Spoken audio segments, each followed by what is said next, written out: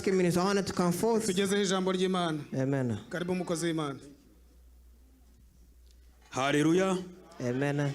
Reka tugure amaboko twongere turamukanye mu izina rya Yesu Kristo. Imana ibaha umugisha. Tugiye kumva ijambo ry'Imana dugiye usangirira hamwe twese. We're going to hear the words of God which we're going to share together. Ariko nagira mvuga ikintu kimwe. I want to say one thing. Ndabinginze igihe bazo bavuze ngo duhaguruke duhe Imana icubahiro. I beg you, once we say let's stand up and give honor to God. Tumenyere guhagarara. Please, let's get used to it. Duhagara amasaha 10 kubuzi. We spend 10 hours at work. Kuki mu rusengero tuhagara indirimbo yo kwishikana kugira ngo twishikane imbere y'Imana. Why can't we stand for the worship song? Biratangaje kubona abantu bicara turiko turarimba indirimbo yo. It is surprising to see people sitting down when we're singing the worship song. Uko siko vyari.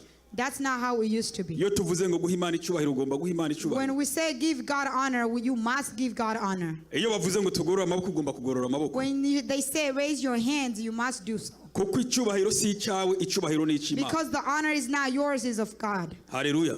Hallelujah. Biratangaje kuba abantu baca bicara sinzi impamvu. It is surprisingly why people always sit down. Tubimenyere. Let's get used to it. Hanyuma imbere yaho ntangura. Before we start, reka manze mvane mu iki kintu kimwe gusa. I'm going to remove one thing. Ndagira sabe mwene data Bosco hari namba yaje byaguruke. I'm going to ask our brother Bosco to stand up if he's here. Ari hano ndazi twese turamuzi. He's here and I believe we all know him. Bwana sifiwe. May Jesus be praised. Sindamugora ngo aze hano ko twese turamuzi. I won't bother him to come here because we all know him. Twagomba kuvuga ko we want to say this. Uburongozi bwaramwizigiye. The leaders have decided to believe in him. Kugira ngo atubere umuyobozi w'abantu dufite bicaye ku ntebe y'ishuri bari hano muri restoration. To be the leader of those who went through school. Uwo niwe murongozi wanyu. He's your leader. Abantu mwese muzi ko mwize. All of you that know that you went through school. Hallelujah. Hallelujah. Nta bijana bitangana. There are no things that go together without being equal. Mugomba kumwumvira n'umuyobozi. You must listen to him as a leader. Niyo basamubona n'umuntu wese uzi ko wize ugomba kumwumvira. When he asks you for a meeting, you must listen to him. Niyo agutegeka icyo mugomba gukora nk'abanyabwenge mugomba kumwumvira. If he asks you to do something as a person with knowledge, you must listen. Umuperezida umwe mu gihugu ciwe habuze isukari. One president in his country there were no sugar. Akoranya abanyabwenge bose bize. He gathered all the wisdom men. You may be seated. Babantu bose arabegeranya. Once he gathered all those people, arababwira ngo isukari yabuze mu gihugu. He told them there is no sugar in the country. Muzosohoka hano muri iyi nzu. You leave this house. Mutoye ikibazo cyo kugira ngo tubone isukari. Till you find a solution how we can get sugar. Kandi nkeneye buri muntu wese yicara ukwiwe. And I want each and everyone to sit on themselves. Akoresha ubwenge bwiwe. They use their knowledge. Ni gute tugiye kubona isukari? How we can have sugar. Bamaze mwindwi yose. They spent almost a whole week. Buri munyabwenge wese yasohotse. Every wisdom person got out. Afite icyumviro cy'ingene isukari igiye kubona. Having a thought of how they're going to get sugar. Batorera umuti ikibazo cy'isukari. They found a solution to the sugar problem. Bosco. N'aba bantu tuvuze. And all these people we mentioned. Mugomba gutorera ikibazo cy'umuti w'isukari muri restoration. You must find a solution to the sugar in restoration. Mukoresha ubwenge Imana yabahaye. Use the knowledge that God gave you. Ibibuze kugira ngo bibeho. Whatever that is missing so it can exist. N'abatazi kuvuga icyongereza kugira ngo bakivuge. Even those who don't know how to speak English so they can speak English. Hallelujah. Hallelujah. Kubw'ibyo rero Imana iguha umugisha. For that, God bless you. Imana iguhezagire kandi zibigufashemo. God bless you and God help you. Nkuko twabikubwiye nawe uzotora bagufasha iyo. Like we have told you, you choose other people to help you. Ariko babishoboye atari abanyantege nke. But those who are able to do it. Ntitugomba kujana n'abantu b'abanyantege nke. We don't want to go with the people who have weaknesses. Tugomba gukora dufite inkomezi. We must work with the strength. Na Bibiliya tubwira neza ngo. Even the Bible tells us. Ubwami bw'Imana. The kingdom of God buzofatwa n'abafite inkomezi. Is going to be caught with those who have strength. Sukuzu yayata gusa ngo ugomba ubwami bw'Imana. It is not just to come and wandering around and saying you want the kingdom of God. Gukora kugira ngo ubone ubwami bw'Imana. It is a must for you to work to see the kingdom of God. Hallelujah. Hallelujah. Turasoma mu gitabo cyo gusubira mu byagizwe. We'll read in the book of Deuteronomy. Igice cya 28. Chapter 28. Eka mu bangutsi dusobe kuva ku murongo wa mbere tugeze kuri 8 gusa. 1 through 8. Tuca tugenda muri Zaburi 112:30 gusa. Then we'll go to Psalm 112, 3 verses. Damiye dusomere. Gusubira mu byagezwe urupapuro rwa Bibiliya n'amajana 237 mu isezerano rya kera. muri Bibiliya Kirundi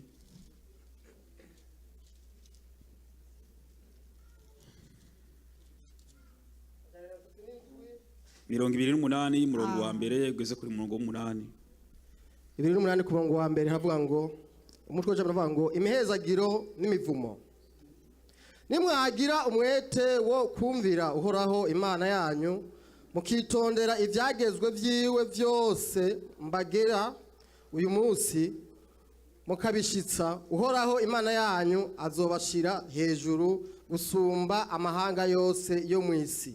Kabiri, kandi iyi mihezagiro izobaza ko ibashikire nimwumvira uhoraho Imana yanyu. Gatatu, muzogira umuhezagiro mu bisagara muzowugira no mu matongo. Kane, uruvyaro rwo mu nda zanyu ruzohezagirwa bo n'imirima yo mu ndimiro zanyu n'uruvyaro rw'amasho yanyu inka zanyu zirondoke bo n'imikuku yanyu. Gatanu, mu bisimbo byanyu hazoba umuhezagiro bono mu twato twanyu mucumbamwo. Gatandatu, muzogira umuhezagiro mu maja no mu maza. Indwi, uhoraho azotuma abansi banyu babakuriye hasi batsindirwa imbere yanyu. Bazozanana inzira imwe babateye babahunge baciye mu nzira indwi. Amen. Munani, uhoraho azorungika umugisha ubane namwe ube mu bigega byanyu no mu byo mukora byose bahera umugisha mu gihugu abahaye. Amen. Dusome Zaburi 112 haravuga ngo haleluya. Hahirwa ubaha uhoraho agahimbarwa cyane ibyagezwe byiwe. Uruvyaro rwiwe ruzoba abanyenkomezi mu isi. Umuryango w'abatoranijwe uzohabwa umugisha. Ubutunzi n'ubukire biri mu rugo rwiwe. Ukugororoka kwiwe kwamaho ibihe bidashira. Amen. So we read the book of Deuteronomy chapter 28 verse 1 through 8. We read in Jesus' name. If you fully obey the Lord your God and carefully follow all his commands I give you today, the Lord your God will set you high above all the nations on earth. To all these blessings will come on you and accompany you if you obey the Lord your God. 3. You will be blessed in the city and blessed in the country. For the fruit of your womb will be blessed, and the crops of your land, and the young of your livestock, the calves of your herds, and the lambs of your flocks. 5. Your basket and your kneading through will be blessed. 6. You'll be blessed when you come in and blessed when you go out. 7. The Lord will grant the enemies who rise up against you will be defeated before you. They will come at you from one direction but flee from you in 7. 8. The Lord will send a blessing on your barns and on everything you put your hand to. The Lord your God will bless you in the land he is giving you. Amen. We read the book of Psalms, chapter 112.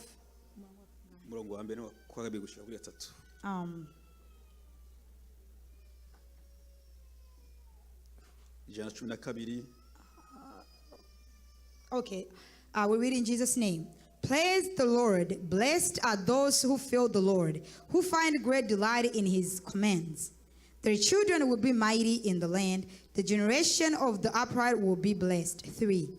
Wealth and riches are in their houses, and their righteousness endures forever. 4. Even in just 3. Amen. Hallelujah. Amen. Tugiye kuvuganaho kuri iri jambo rivuga ngo umuhezagiro n'umuvumo. We're going to talk about this word said the blessing and the curse. N'amajambo abiri. There are 2 words.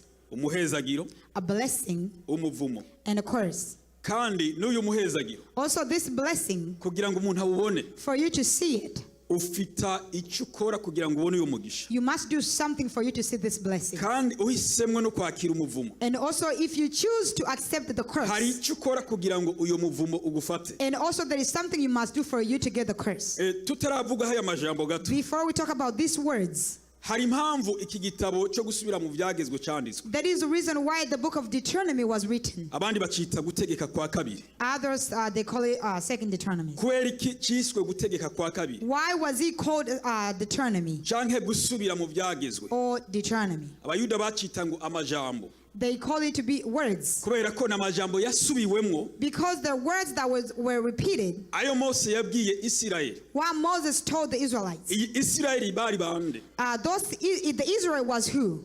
Iyo dusomye mu gitabo cyo kuvayo, when we read in the book of Exodus, tubona ubwa mbere ingene Imana yakuye abayisirayeli mu gihugu cya Egiputa. We see how God took the Israelites from Egypt ibajabutsa ikiyaga and across the sea. Noneho ku musozi Sinayi bahereza y'amabwirizo. And on the mountain Sinai gave them the commands. Tugiye mu gitabo cy'Abalewi. When we go in the book of Hebrew, ni gitabo cyandikiwe umuryango wa Lewi. It is the book that was written for the family of umwana akomoka ku mukobwa ku mugore wa Yakobo.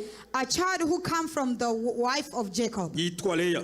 That is called Leah. Ni naho igikorwa cy'ubuherezi cyahereye. That is where the work of a pastor started. Cyangwa ubuyobozi bwo mu rusengero. Or the leadership of the church. Iki gitabo babwiwe n'ibyo bakwiriye kurya n'ibyo batakwiriye kurya. They were told what they should eat, what should not eat. Uko bakwiye kwishura nuko bakwiye kwishuza kandi. How they should respond and how they should not respond. Uko bakwiye gucira imanza abandi nuko badakwiye gucira imanza abandi. How they supposed to judge and how to not judge others. Kandi harimo ibicaniro bishika bine. And also there is about 4 altars. Ibyo abantu bashikanira ku Imana bimaze. Where people used to give sacrifices to. Kugira ngo umuntu abone guharirwa. For a person to be forgiven. Mu gitabo cyo guharura. In the book of Numbers. Tubonamwo ingene abisirayeli baharuwe. We see how the Israelites used to count. Baharuwe inshuro zibiri. They used to count 2 ways. Ariko kandi muri iki gitabo cyo guharura. But in this book of Numbers. Bagikoreyemwo amabi adasanzwe cyane They did very bad things. Bansimana. They rejected God. Bidodombera Mose. They complained to Moses. Kuvayo 14. In Exodus 13. Igihe Mose yaratumye abatasi baja kuraba cya gihugu cy'i Kanani. When Moses sent a messenger to see the country of Canaan. Mu miryango 12 batoye umuntu umwe. In the country, in the 12 families, they chose one person each. Baragenda bamara iminsi 40 bari gutata ico gihugu. They went and spent 12 days investigating the country. Bazana inkuru mbi. When they came back, they brought bad news. Inkuru y'agacavutu. A news of losing hope. Baravuga ngo igihugu twakibonye ni cyiza. They said we have seen the country and it's beautiful. Igihugu kiramera. A country can bear fruits. Kirimo inzabibu nziza. It has a very great fruits. Kirimo amazi meza. It has a great water in it. Kirimo ibyo kurya byiza. It has great food in it. But hari icyo twabonye. There is something else we have seen. Hari ibigabo binini binini gose. There are a huge man. Ibigabo by'abanaki. A man from Nak. Tugiye kurwanya abo bantu twebwe ntitwabashobora. If we go to fight them, we cannot win over them. Kuri bo tuboneka nk'inzige. To them, we look like small insects. Kandi nabo niko batubona. And that's how they see us. Ishengero ryumvise ayo majambo. When the church heard them, rikesha ijoro ryose they ririra. spent a whole night crying, Yidodombera Mose na complaining to Moses. Watuvana iki muri Egiputa? Why did you take us from Egypt? Twari gufuma dupfira hariya. We should have at least died from there. Ariko Yosuwa na Kalebo But babyumvise. Joshua and Caleb, when they heard that, nibo bari basigari babiri ariko bandi 10 bavuga amakuru mabi. There were only 2 of them, but 10 gave bad news. Mbere bagisha inama abandi ko bakwiye no kwitorera uwundi muyobozi. They gave advice to others to choose another leader. Yobaje imbere kugira ngo bisubire bavuye. That can lead them to go back where they came from. Gusubira inyuma ni habi ntusubireyo. To go back is bad, don't go back where you came from. Hallelujah. Hallelujah. Ariko Yosuwa na Kalebo. But Joshua and Caleb, batanga amakuru meza. they gave a great news. Namba that if twoyumvira Imana uhoraho Imana yacu that we can listen to our God tukagira mu vyagezwe vyiwe and go walk in his commandments, ntaco buza ko Imana itaduhereza kino gihugu. there is nothing can stop God from giving us this country. Hallelujah. Hallelujah. Ngo noneho bavuze ayo majambo, when they said those words, imitima y'abantu yongera kuruhuka. the hearts of people are relieved. Ariko Imana iravuga ngo Mose, But God said, Moses, aba bantu bazogeza ryari kutanyizera? when will these people stop believing in me? Bazogeza ryari kutumvira jewe uhoraho? When will they stop to not listen to me? Nibitangaza ki ntabakoreye? What is there any miracles that I did not do? Imana ibarira Mose ngo And kubera God bagize told ivyo Moses that because they have done this, uhereye isaha from this aba hour, bantu bose ngira ndabarandure, I'm going to destroy all these people, ariko sige wewe wenyene but I'll leave you alone, kugira ngo uzumbe ihanga rikomeye. so you can be a great nation. Mose abarira Imana ati Imana uvuze neza. Moses told God, you have said well. Ariko hari icyo nagira mvuge kimwe ntunge. But please bear with me, there is one thing I need to say. Aba bantu ni wabahonereza mu bugaragwa. If you destroy people in this desert, Abanyegiputa bazovyumva. the people of Egypt will hear it. Kandi nibavyumva. Once they hear it, Abantu bazovuga ati ya Mana yabavanyeho nta bushobozi ifise. people will say that the God that took us took them from Egypt, they don't have no Ndibuka power. ngo hari ijambo wavuze nguraharira. That there is a word you said that you forgive. Ngugira imbabazi none ibyo bintu bibona gute That you Mana? have mercy. How do you see this? Mana yavuga ati Mose kuvuze uko And God told Moses, since you have said this, ndabahari. I have forgiven them. Tariko But nubwo ndabahari even though I have forgiven them, kuva ku myaka 200 babandi baharuwe from the 20 years, those who were counted, gushika ku bamaze imyaka amajana. to those who are hundreds, Imana yabwiye ngo ndakurahiye ntibazinjira mu haca gihugu God bavuze. told us, I swear to you, they will not enter into that country. Kandi ijya minsi 40 In those 40 years, days, bamaze bari gutata kijya gihugu. they spent investigating. Ndayigereranije n'imyaka 40. I am comparing it to 40 years. Buri munsi uhare n'umwaka. Every day will be like a year. Tikigeretseko On top of that, aba bantu bose all these people guhera ku myaka 20 from the 20 years of age, hari ijambo Imana yakoresheje. that is a word that God used, Nzoba kunkumurira mu bugararwa. that I would shake them into the desert. Ngo nta numwe azoshikayo. None of them will reach the country. Bwana sifiwe. May Jesus be praised. Kubera iyo mpamvu yo kwidodoma Because the reason of our complaining, bakora ikindi cyaha. they commit another sin. Na Mose nawe abigwamwo. Even Moses fall into it. Ku gice cya 20 baridodoma ngo On duhereza verse amazi. 20, they complain, say, give us water. Mose agenda imbere y'Imana ati And Moses went in front of God and said, baraturemeye bavuze ngo ndabaha amazi n'abavana iki hari. they are burdening us. They say, give us water because I took them from there. Imana yambwiye ati Mose ufise iki? And God asked Moses, what do you have? Ati ndafite inkoni. I have a stick. Imana yamubarira ngo jana na Aroni And God told him, go with Aaron ugende imbere y'igitanda and go on that rock ukibarire kivemo and amazi. tell that rock that to bring water. Hanyuma uheze uhereza abo bantu. Then you give to people. Mose aragenda acayinjirwamo n'agashavu. Moses went, also he had anger in him. Arashikira abantu aho bari. He reached where people were. N'abagararije imwe. You disobedience. Mwari mwabonye ko John nshobora kubaha amazi. Did you see me that I could give you water? Kubera iryo jambo avuze. Because of the word he just said. Atora ya nkona aca kubita inshuro He zibiri. took that stick and he hit the rock 2 times. Ariko Imana yari yamubwiye gute? But God has told him what? Yari yamubwiye gute? What did God told him? Ahubwo yamubariye kuvuga.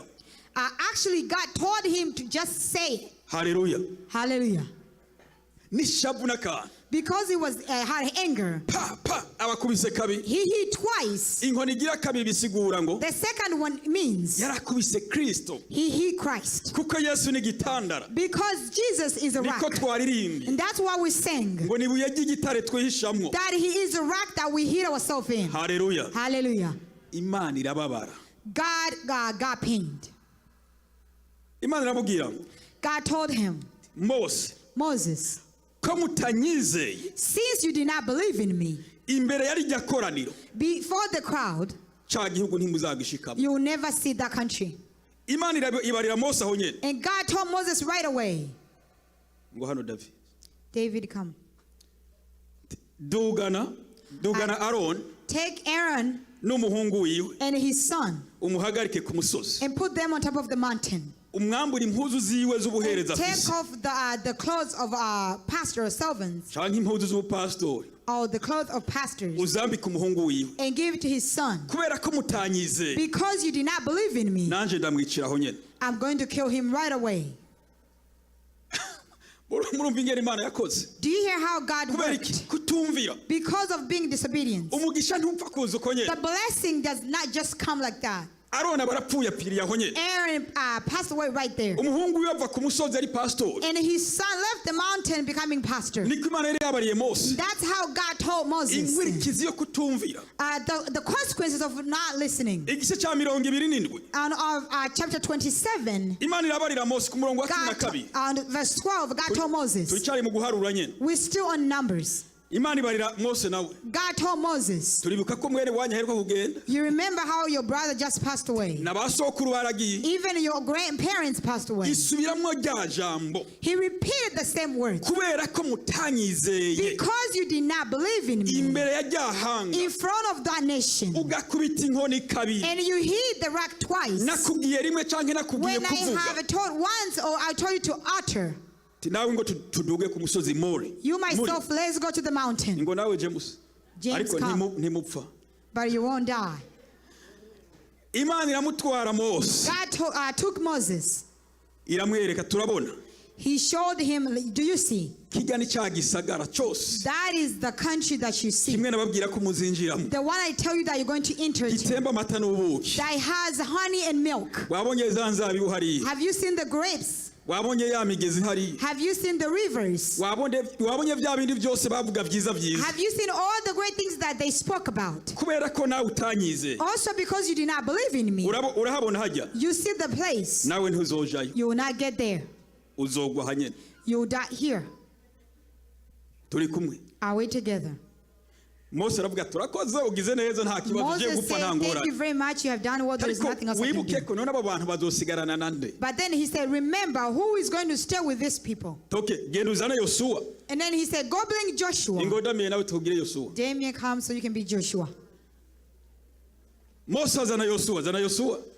Moses brought Joshua.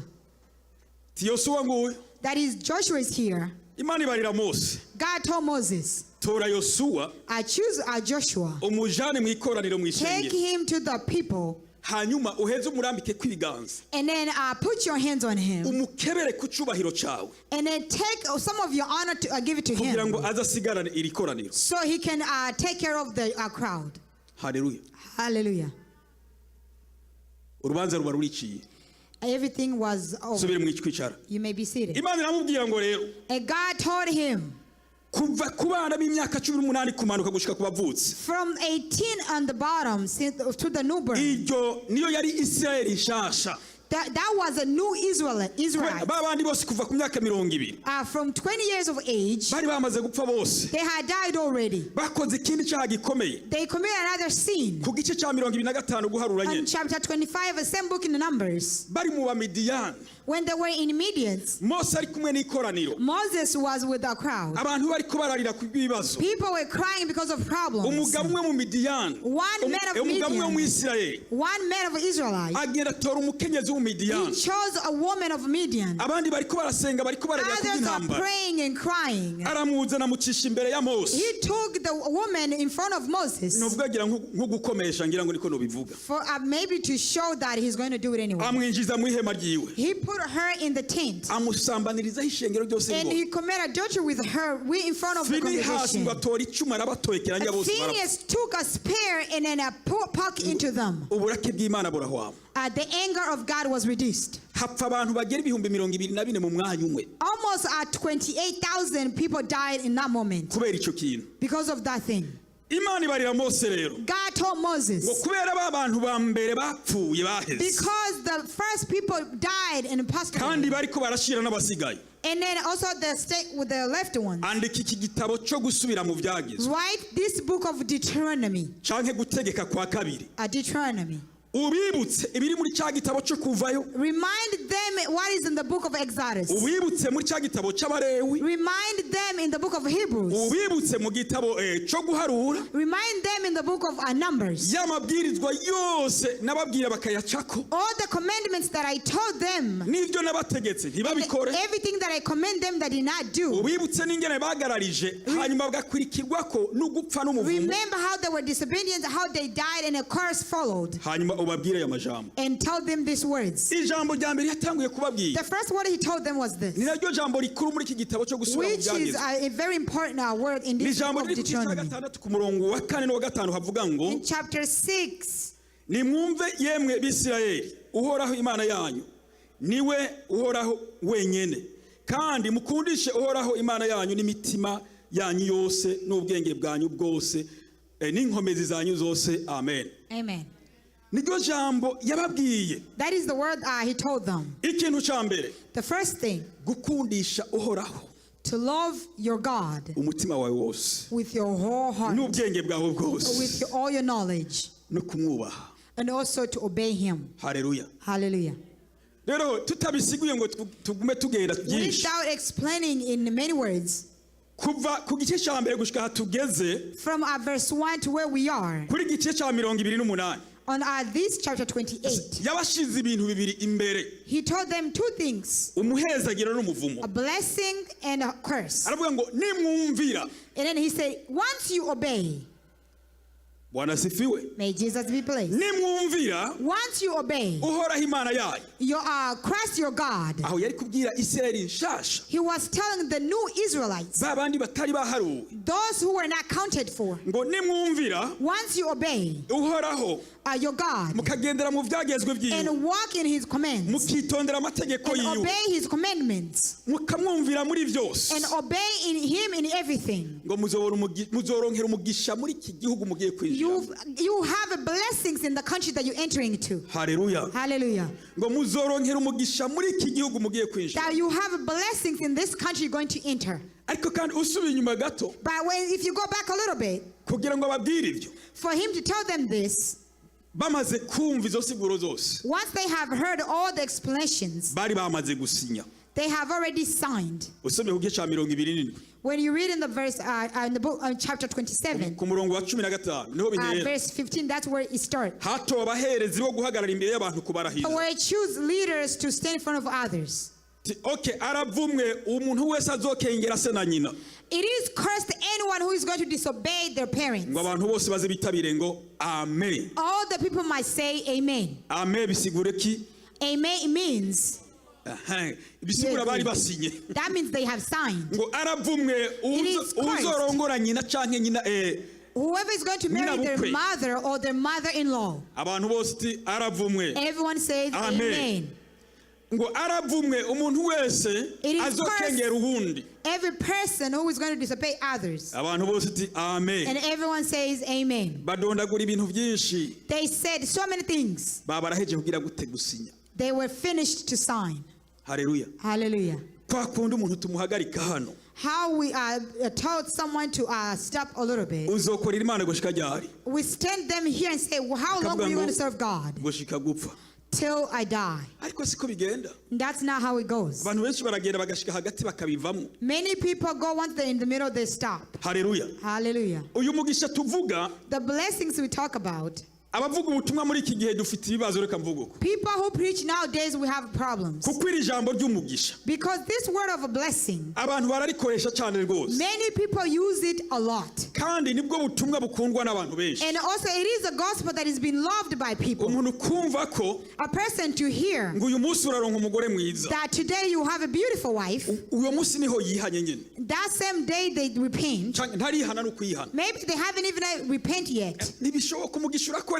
It is not possible. Blessings is for to be worked. Kumva n'ibindi ngo uraronka amazu, uraronka We hear so many imodoka. things. You have a house, you have a cars. Ugomba gukora. You must work. Hallelujah. Hallelujah.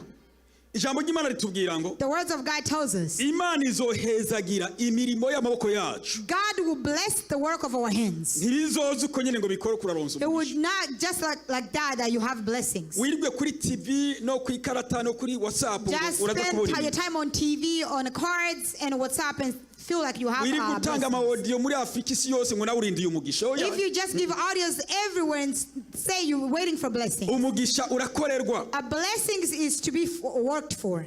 Namba ugomba kuba umutunzi. If you want to become a worthy person, Ugomba gukora ijoro n'umurago you kugira ngo must uronke uburyo. work day and night. Ujya mwete wo gukora. The way you work, Niwo Imana iguhezagiriramo. that's how God bless you. Imana iguha inkomezi ukora kajya kazi. God give you strength to do the work. Imana iguhuza n'abantu bakurangira ibindi utaruzi. God connects you with the people to show you things you did not know. Imana ikwinjiza muri kampani utaruzi. God give you a job in a company that you did not know. Imana iguhuza n'umutunzi akomeye nka Bill Gates. God connects you with a wealthy person like Bill Akavuga ngo Gates. kubera umushinga wewe numva ufite. And they say, because of the way I hear you, Ndaguhaye umutaje ungana uku n'uku n'uku. I give you capital of this much. Imana iguhuza n'umuntu akomeye. God always connects you with a powerful person. Ntibizi ukuri mu nzu uri ku It does bugari not uri ku come when mazi you uri ku are at home masoda. eating food for drinking water and sodas. No, ntibizi ibyo. It does not how it come. Bwana sifiwe. May Jesus be praised. Ntabwo ugomba kugira umugisha w'Imana. If you want to have the blessings of God, Ugomba gukora. you must work.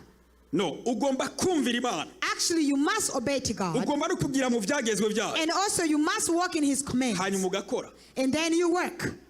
Haleluya. Hallelujah. Ntibipfa kuza uko. It does not just come like that. No. No. Ugomba guhaguruka. You must get up. Urantunga ndakuvuge se Imana. Say, man, bear with me, let me talk about you. Tuvuga ati natwaye amasaha 18 ntaryamye. He usually say, I drove 18 hours without sleeping. Ariko Imana yaranzigamye sinigeze ngira itiro. That God protected me, I did not have any sleep on my eyes. Uzi impamvu utagize itiro? Do you know why you did not fall asleep? Kubera ko wubaha Imana. Because you respect God. Ibyo ufite ukabyubahisha Imana. And whatever you have, you obey God Imana with it. irakurinda ntacu bavyukuri. God always protects you and nothing will come unto you. Haleluya. Hallelujah. Hari abandi Imana ihezagira. There are some other people that God bless them. Urusengero rugakena. And then our church will go poor. Tubizi dufite ibintu byinshi twokora. There are so many things that we can do. Gatanga n'imicyango yo mu rusengero nturimwo. We even put money together, but you're not in it. Imyubakire nturimwo. We give construction funds, you're not in Ikigira 10 it. n'ishikanwa nturimwo. Tithes and offerings, you're not there. Ugomba umugisha uvuye hehe. But you just want the blessings. Where is that blessings come from? Ugomba gukora kugira ngo iyo mugisha You ubone. must work for you to see the blessings. Hallelujah. Hallelujah. Niyo mpamvu ijambo ry'Imana ryatubwiye ku murongo wa 3 ngo That muzogira is why the umuhezagiro. words of God told in the verse 3 Mu that you have bisagara blessings. muzowugira no mu matongo yayo. You have blessings in your city, also in your lands. Why kubera iki hakoreshejwe ijambo mu bisagara no mu matongo yayo? Why they use in the city in your lands? Amatongo yacu dufise n'ayaho ubuye. What kind of farms do we have right now? N'akazi dufite. It is the jobs that we have right now. Iryo niryo tongo ryawe sasa. That is our farm or our land. Nta tongo ry'ibigazi ufite. There is no palm land. Nta tongo ry'imyumbati ufite. There is no cassava's land you Nta have. tongo ry'ibiharage ufite You do ugurisha. not have a land of beans that you sell. Ariko itongo ufise ni But iryahe. the land you have is what? Nako kazi ukora niyo It business is ukora. the job you do or the business that you Ni do. ibyo ukora ku mutwe wawe. There are those things that you do by yourself. Iryo niryo tongo ryawe. That is your farm or your Niyo mpamvu land. Imana yababwiye ngo That is why God told them. nimwumvira uhoraho Once you obey to God mukagira mu byagezwe and byiwe go in his command, muzogira umugisha you have blessings. mugirire mu gisagara And murimo in the country that you live muzogira in, umugisha you have blessings. mu matongo yanyu In your farms, muzogira umugisha you have blessings. no mu twato mucumbamwo Even in the pot that you cook in. wayaritse ngo ucumbe ukabona ifu riguma rigwira. When you put water on the stove, you find flour increasing. Haleluya. Hallelujah. Ngo warura imboga ugasanga muri fridge kandi harimo When izindi you dish a stew and you find ngo uje even more in gusoma ngo the usuma fridge. ribike ugasanga ahubwo When ntibirangira. you do groceries, it's a few, but you find it a lot. Kubera iki? Why? Icyo Imana yakuvuze ko kubera ko wayigororoke. What God has uttered unto you because you were righteous to him. Imana ntigisubiza inyuma kirashika. God will not take it back. It always happen. Iri jambo tuvuga ngo kubaha uhoraho The word that we say to obey the Lord no kumvira uhoraho and also to listen to the Lord. n'amajambo abiri atandukanye. There are two different words. Ubu turi hano When we are here, hashobora kuja ijwi iti ndi uhoraho Imana yanyu there must come a voice say, I am your God. kandi mwese ngomba kubahezagira nta muntu n'umwe ava hano adahezagiwe. And I must bless all of you. No one is living without being blessed. Twese turajya gukoma amashyi ngo turonse iki And all turonse of us umugisha. will applause and say we have been blessed. Siko biri none. It's not how it is. Ariko sasa But n'ijwi ryagaruka rikavuga ngo ibyo ndabibahaye. when the voice comes back and say, I have given all those, Muga nanje mbasabye ikintu kimwe. but I'm going to ask you one thing. Mwemere ntagire umuntu akora icyaha. You must agree to not commit any sin. Hagombe hadondagurwe n'ibintu byinshi. And even things will be mentioned. Bamwe ntimushobora kubishobora. Some of you will not do it. Ni nkuko novuga uko uyu ngo hano gato James. James, come forward. Nk'ubu mvuze James. If I say James, Genda unzanire zya ekuteri kwa Willy. go bring me those headphones from Willie. Yumviye ntiyumviye. Did he listen or did he not? Yumviye canke ntiyumviye. Did he listen or did he not? James arakora. He Afite works. akazi. He has job. Njera mubwira ntoki jewe ntangura akazi saa 8. If I tell him I start my job at 2 p.m. Buri saha indwi iminsi yose iminsi yacu yo kubaho. Every day, Uzohora untwara ku kazi. you will take me to work. nyene atangura akazi sangapi? What time does he start his job? Mu gitondo atangura saa 4. He starts at 10 in the morning. Je musibi ibintu azobishobora. How will he be able to do this? Basi reka tuvuge nta kazi akora. Ibi bintu Let's say he azobishobora. does not have a job. Will he be able to do it? Azobikora indwi imwe. He will do it 1 week. Iyindi ndwi azogira gute? And the second week, Azovuga ko ndiko ndamugora. he will say that I'm bothering him. N'Imana niko ikora. And that's how God works as well. Imana iragomba ko tuyumvira first. God wants us to listen to him first. Hanyuma duhejeje kuyumvira. And then once we listen to him, Kugira amategeko yayo ibyo to go yatubujije by gukora. his commands, to stop doing what he has stopped us to Hanyuma do. tugakora iki jambo ry'Imana And to ritubwira. do what the words of God tells us to do. Nico Imana yabwiye Mose kwibutsa iri That is shengero what rica God cyangwa told Israeli Moses nshasha. to remind this new church of Ku murongo wa Israel. 6 havuze ngo muzogira umuhezagiro mu maja no mu maza. In verse 6, he says, you will be blessed when you come in and blessed when you go out. Mu gitabo cy'igiswahili niho habivuga neza In the ngo book of Swahili, it says, ku murongo wa 6 nyene on this same verse, utabarikiwa utokapo you will be blessed when you go out, na utabarikiwa uingiapo. and you will be blessed once you enter again. Uzosohoka umugisha uri inyuma yawe You will get out with blessings, kandi winjire umugisha uri and inyuma then you yawe. will enter with the blessings behind you. Nico mu Kirundi bavuga ngo muzohezagirwa amaja n'amazi. That is what they say in Kirundi. You will go out blessed and come back with the Uzogera muri blessings. kampani uri kumwe n'umugisha. You will go in the company with the blessings. Uronke iceke nziza abandi mwakoranye baronke You semaki. get a good check when others didn't get a good check. Uzodrivinga truck yawe. You drive your truck Uronke imizigo myinshi. and have so many Ariko aba muri luggages. kumwe. But those who are with you, Akubwire ngo naronse trip imwe they gusa. would tell you that I have only one trip. Haleluya. Hallelujah. Bizana na kuki. You always come from where? Gukorera Imana. From serving God. Ntushobora kugira umugisha udakoreye Imana. You cannot have blessings without serving God. Haleluya. Hallelujah. Ku murongo reka sibe ku murongo wa 12. And verse 12, Somera ku murongo wa 12. I read verse 12. Book of Deuteronomy. 12 havuga ngo uhoraho azobugururira ijuru ari ryo bubiko bwiwe buninahaye wahe igihugu cyanyu imvura mu gihe cyayo ahezagire n'ibikorwa byanyu byose amahanga menshi azoza kubagurana ariko mweho ntimuzoja kuyagurana. Amen. Haleluya. Amen. Narondera iri jambo rivuga ngo amahanga yose I wanted to find this word that says that all the nations, azoja kubagurana. they will come to lend from you. Haleluya. Hallelujah. Tuzoba natwe abo gutanga loan. We will be the ones to Mortgage. give loan or mortgages. Bwana sifiwe. May Jesus be praised. Nitwumvira. Once we obey God, Reka twishireko. let's put on to Ngo ourselves. nitwumvira uhoraho. Once we obey the Lord, Amahanga menshi azoza kutugurana. many nations will come to lend from Ngo ariko us. tweho ntituzogira gute. But us will not do what? Ntituzoja We will kugurana. not go to lend from anyone. Ahubwo twebwe tuzogurana abandi. Actually, we will lend to them. Amen. Amen. Twumve ngo Amuri afite company itanga loan y'abantu bagura amazu. Let's hear Amli has a loan that a company that has loan to give people who want to buy houses. Amuri company It will be Amli's company. afite amahera yo kugurana abantu. He has money to lend to people. Mbere kuko ari n'umukristo avuga ati jewe nta interest nyinshi ngomba. Actually, he's a Christian who even say, I won't even charge a lot of interest. Ico ni ikindi kintu kizaranga umukristo. That is one thing that will show Christian. Haleluya. Hallelujah. Twumve ngo Semana afite company ya truck. We hear that a same man has a company of trucks. Abifuza ko kazi na charitieri bose. All is charity to all those who wish for that Bahakaza job. abantu babagurana amahera yo kugura amatruck. People, they can even lend the people money to buy trucks. Kugira ngo akazi kabo kaje imbere. For them, their job to go forward. Ariko bizokomoka But it will come from where? kumvira no kugira mu byagizwe by'Imana. To listen, also to go by the command of God. Haleluya. Hallelujah. Uyu murongo twarangirije ko wa munani havuze ngo The verse went on 8, it says, uhoraho azorungika umugisha the Lord will send blessings ubane nabande. to be with who? Haleluya. Hallelujah. Uhoraho azorungika umugisha That uyo the mugisha Lord ubane will namwe. send a blessing to be with you.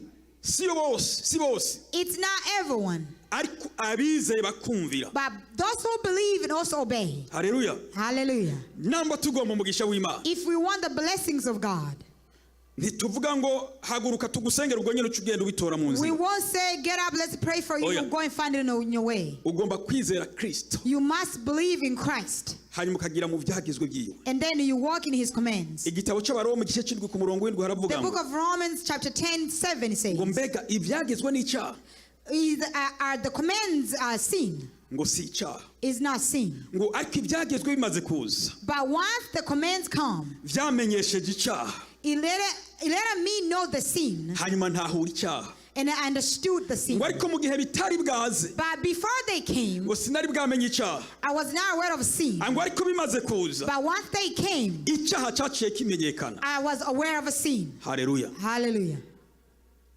uko niko bigomba kuba. And that's how it must be. Ugomba kwizera ibyo byagizwe You must believe in the commands ugatinya icyaha. and fear the sin. Abantu benshi Many people, baboshwe n'ibyaha bitandukanye, they are tied with different kind of sins. agaca arondera ngo Imana igire icyo ikoze kuri we. And they'll start seeking God to do something on them. Nta munsi n'umwe There is no day Imana izogira icyo ikoze kuri wewe that God will do anything on you utarakurikira icyo mu nzira cyo kwihana. without removing the thing of repentance. Kwihana niko rufunguruzo rihesha umuntu agakiza n'umugisha. Repentance is the key for you to get salvation. Haleluya. Hallelujah. Iyo umaze kwihana Once you have repented ukitandukanya n'icyitwa icyaha and you cyose, separate yourself from anything that's called sin, niwo muryango w'umugisha. that's how the door of blessings. Iyo umaze kwihana Once you have repented, ijambo rya Kristo rikaba muri wewe, the words of Christ lives in you, naryo rirahinduka and then it changes, rikagutegeka and it commands you, rikagukoresha and then it uses you kubera ko waryumviye. because you have listened to the words of God. N'igihe hageze ibikorwa runaka mu rusengero Even when there is work in the church, ntuharira, you do not argue kuko mpemu w'Imana ari muri wewe because the Spirit of God is in you, n'ijambo ry'Imana riri muri wewe, and also the words of God is within you. ubikora ubinezerewe. You do it happily. Hari n'abantu uzosanga mbere bafite inyota There's some other people who have a thirsty. bavuga ati abakozi ko bataduhereza ibi n'ibi n'ibi. Why the servant of God are not giving us this and that? Yumva hari ikintu kibira muri we. They feel there is something that is urging them. Reka nkubwire ngo Let me tell you this. niwumva hari icyo muhema gusunika gukora, If you feel the urge of the Spirit to do something, ntutinye kugikora, shikira abakozi b'Imana don't babwiye. feel to do it. Get closer to the servant of God and tell them. Amen. Amen. Iyo ni impano iri muri wewe. That is a talent that you have. Niwumva hari ikintu wokora mu rusengero If you feel like doing something in the church cyogira ikimazi, that have a benefit or ariko value, atari icyo kuza gufyikiriza ngo naje mboneke naje no, that ntukore ngo without nawe coming to uboneke. say, I want to be shown, or but I want to be seen, Mbere no kubye naho utomenyekana, reka no kumenyekana mbere. it is better you're not even known, Ukareka Imana akaba ari kugaragaza mu that rusengero. you just let God to be show you in the church. Turashimiye Esperance yagize ibi That n'ibi we n'ibi, thank yagize ibi Experience n'ibi because she has n'ibi. done this and this and that. Nawe aho uri ati ndagushimiye Mana. And where you are, you say, thank you, God. Ariko ukarondera ngo Celestin ko atamvuze. But then you start asking yourself, why Celeste did not Nije mention naguze me? keyboard, I was the one who bought the piano. nije naguze speaker, I was the one who bought the speakers. nije nabubakiye urusengero. I was the one who built their church. Basuri mu mubiri. That means you went back into your flesh. Reka igushire hejuru Let God to lift you up biciye mu bantu, through people, kuko umugisha Imana yahaye wewe because the blessing that nawe God gave you, wawukoresheje. and you use the blessing, Kujya wawukoresheje the wubashe. way you respected and use the blessing, Reka nawe bari gushira hejuru. let him lift you up. Haleluya. Hallelujah. Muri Zaburi hatubwiye neza ngo In Psalms it says, ngo hahirwa ubaha uhoraho, like are those who obey the Lord, agahimbarwa cyane ibyagezwe byiwe. and also they are always happy with his commands. Urubyaro rwe ruzoba baki abanyenkomezi. His generation will be of powerful. Haleluya. Hallelujah. Babyeyi, Our parents, nitwubaha uhoraho by'ukuri, once we obey God truly, urubyaro rudukomokako our children or the generation that comes from us, ruzoba abanyenkomezi bakomeye cyane rwose. they'll have power. Amen. Amen. Ku murongo wa 3 havuze ngo On verse 3 it says, ngo ubutunzi n'ubukire wealth, biri mu rugo rwiwe, it is in his home, ukugoroka kwiwe and the righteousness kwamaho ibihe bidashira. endures forever. Sigura ukugoroka k'umuntu harimo It means Kristo the righteousness of a person, yamagufita. they always have it. Bwana sifiwe. May Jesus be praised. Twige kubaha Imana. Let's learn to obey God. ntitwashatse ngo dusoma imivumo y'abakurikiye. We did not want to read the curse that followed them. Imana yarabwiye Mose ngo babwire ngo aya majambo y'umugisha ni 14 gusa. God told us to tell them these words of blessing is only 14 ariko kino verses. gice gifite imirongo 58. But this chapter has 58 verses. Haleluya. Hallelujah. Uvanyemo imirongo 14 gusa. If you take out only 14 verses, Niyo yavuzwe y'umugisha. there are only ones that mention Ariko blessing. yindi mirongo yose All other verses, yabaye umuvumo. it was cursed. Ngo nimutumvira uhoraho. That if you do not obey God, Uhoraho azobateza indwara zidakira. God will give you a disease. Nimutumvira uhoraho. If you will respect Uhoraho God, azobateza indwara bazobavura ntimuvurwe. God will make you sick and it will not be healed. Nimutumvira uhoraho. If you will not obey God, Muzorwara inyongo. that you have a different kind of Nimutumvira disease. uhoraho. If you will obey the Lord, Muzogwara ibihute. that you will have a different kind of disease. Nimutumvira uhoraho. If you will obey the Lord, Muzogwara ibibyimba. you have some kind of sickness on your body. Guhera kuri 15 nta muhezagiro rumwe wigeze From the ubamo. verse 15, there was no blessings. Byari ibyago ingaruka mbi yo kutumvira It was Imana. only agonies. Haleluya. Hallelujah. Bakristo tugomba kumvira Imana. Uri mu rusengero. Christians, we must obey God once you are in the church. Ba mu rusengero ukijijwe. Be in the church once you are saved truly. Ba mu rusengero uharanira kurondera ijuru. Be in the church, fight to see the heaven. Umutamwe niwe yavuze ngo bujya kutaba umukristo uba wiyanse. One elderly said, for you to not be a Christian, that means you have just Umuntu hate akanezerwa yourself. kwinjira kuwa Mungu no gusohoka. People just will be happy to enter on Sunday Mbere and get akanezerwa out. no kuja amasengesho. And they will be even happy to come into prayers. Ariko wa muntu w'imbere But that person of in, ari uwavuga. the one that we talk about, Ari uzwi cyane. the only one that is being known a lot, Ugasanga ntamugaburira mu buryo bwo kwakira you'll Kristo. find them, they don't feed that inner person in a way of accepting Christ. Kuza iminsi yose To come every day utihana ngo uhinduke. without being repenting so you can change. Umeze nk'ibuye riri mu mazi iminsi yose riba ririko You amazi are ariko like a ntirica. stone in the water. It will be in the water, but it never get clean. Riba rifite ubuhoma. It has dirt.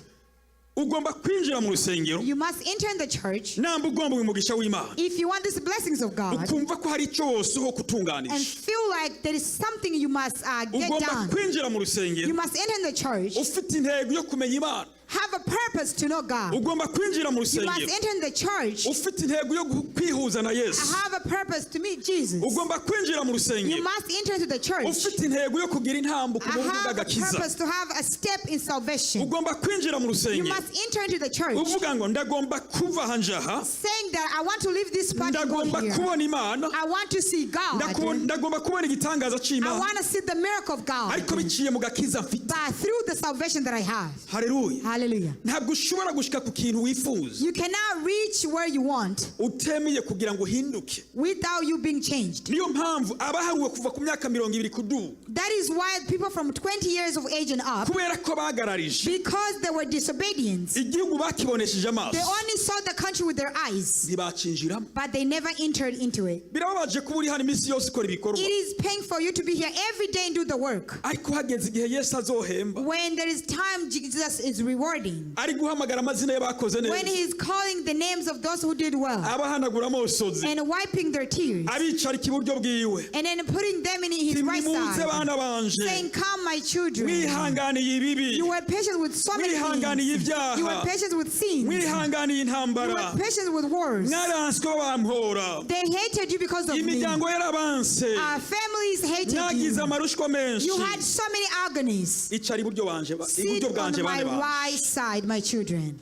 ugasanga nawe ufitiye amaso. And then you find yourself just opening your eyes. Jewe kunumva izina ryanje, Why can't I hear my name? azaraba mu bitabo akubure, He will look in his books and he will arabe mu not gitabo find you. cy'ubugingo nturimo, He will look in the book of mu righteousness. gitabo cy'ibikorwa nturimo, Book of life, you won't be there. In the book of work, you won't be there. utangure kuvuga ngo naratanga imyubakire, You will start saying that I gave construction fund. narasengera abantu, I prayed for people. nararirimba, I sang. naravuga ubutumwa, I preached. ngo inyishu azobisha, The answer that he will give them. ngo mvireho mwankora bizira mwe simbazi, Leave my side, you disobedience. I kuko do not know mwabikoze you. mu buryarya. Because you did it in Ugomba hypocrisy. gukora igikorwa cy'Imana utari You mu buryarya, must do the work of God without being a hypocrite. ugomba gukora igikorwa cy'Imana usa You nayo. must do the work of God looking like him. Filipi 2:5 haravuga ngo Philippians 2:5 says, mugire umutima have have a heart nk'umwe wari muri Kristo Yesu. that is Christ Jesus. Iyo niyo mitima y'abakristo. That is the heart of Christians. Umutima ukundana. A heart that loves others. Umutima wakira. A heart that receives. Umutima utanga. A heart that gives. Umutima ushikanira A Imana. heart that offers to God. Umutima udaharura inyungu A heart that y'abandi. does not count benefits from others. Uwo niwo mutima w'umukristo Yesu agomba That muri is the heart of a Christian that Jesus wants. Uyo niwo mutima Yesu ashobora guha umugisha. That is the heart that God can give blessings. Uyo niwo mutima Yesu ashobora kwizera akavuga That ngo is the heart that Jesus can believe and say, ngwino mwana wanje. come here, my child. Hallelujah. Hallelujah. Turagomba umugisha waga. Do we want blessings? Turagomba umugisha. Do we want blessings? Ninda gomba umugisha duza amaboko. Who wants blessings? Please raise your hand. Sikamutoreye ngomba ngire ntuti. It is not giving funds or something. Ariko nta uzi impamvu I don't know Imana why. ishaka kubivuga uko. Maybe I don't Ninda know gomba why God- umugisha w'Imana duza Who amaboko. wants the blessings of God? Haguruka dusenga. Please get up so we can pray together. Imana ibaho umugisha. God bless you all. Turirimba ijyandi rimwe ivuga ngo